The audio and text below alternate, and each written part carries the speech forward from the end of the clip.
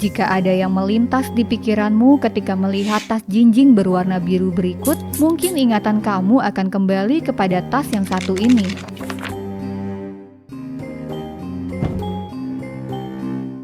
Buah jatuh memang tak jauh dari pohonnya. Gibran tampaknya memang menjiplak mentah-mentah model personal branding yang dulu dilakukan oleh si bapak. Tapi sebagaimana respons publik terhadap Jokowi dulu, Gibran juga tidak lolos dari kritik keras sejak 2 minggu belakangan. Publik cukup peka untuk menilai bahwa Gibran berupaya memanfaatkan posisi politiknya bagi kepentingannya sendiri. Di sisi lain, pemerintah merespons kritik publik dengan datar, seolah-olah derajat masalah dari persoalan ini tidak sebesar seperti yang disangkakan. Padahal ada ancaman serius menyangkut potensi penyelewengan anggaran belanja negara di balik semua ini. Kami akan mengajak kalian memahami alur anggaran yang melatari keberadaan Bansos Wakil Presiden. Mari kita mulai penyisiran dengan mencermati pos belanja pemerintah dalam postur APBN sebelum nanti kita menyimpulkan di mana letak masalahnya.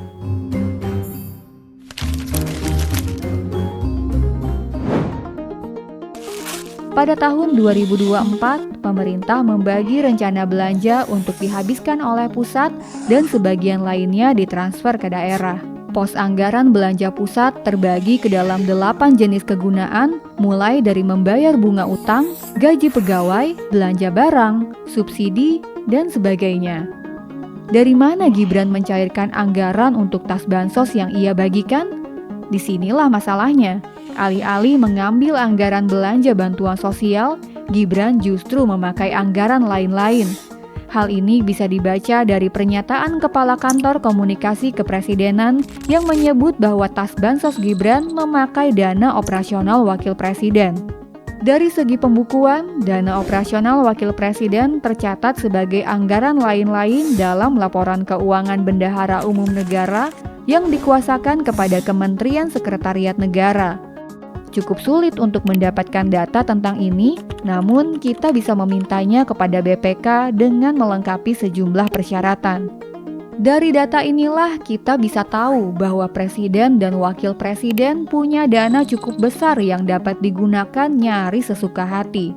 Tidak perlu perencanaan, tidak perlu persetujuan DPR, dan tidak perlu aturan yang berbelit-belit. Presiden dan Wapres hanya perlu melampirkan bukti pembayaran di setiap rupiah yang keluar dari pos anggaran lain-lain. Tapi ironisnya, syarat sederhana ini pun tidak semuanya terpenuhi.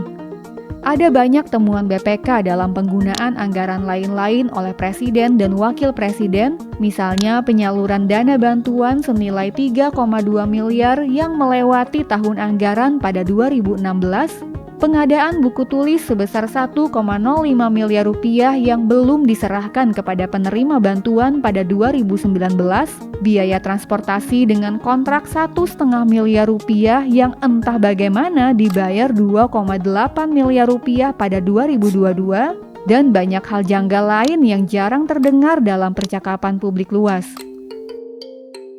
Secara samar, kita bisa menyimpulkan bahwa penggunaan anggaran belanja lain-lain dalam APBN memang syarat dengan potensi penyelewengan.